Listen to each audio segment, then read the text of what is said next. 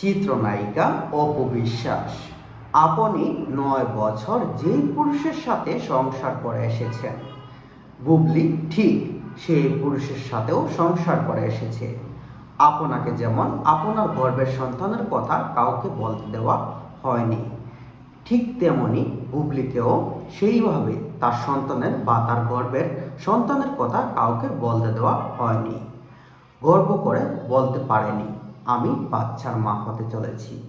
শাকিব খানের জন্য সে কিছুই করতে পারেনি, সেই সাহসটা তার কখনোই হয়ে ওঠেনি।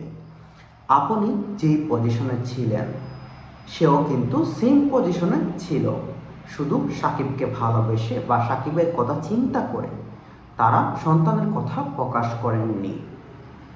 আপনার সংসার ভাঙার পিছনে শুধুমাত্র বুবলি দায়ী নয়, সেখানে আপনি লক্ষ্য করলে দেখতে পারবেন শাকিব খানও সমানভাবে দোষী।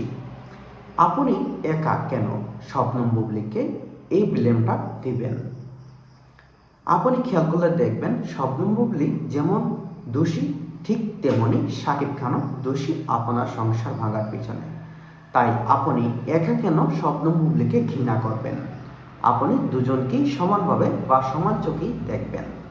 কারণ শাকিব খান আপনাকে ভালোবাসতো, কিন্তু সে আপনার ভালোবাসার মর্যাদা বা সম্মান করতে পারে।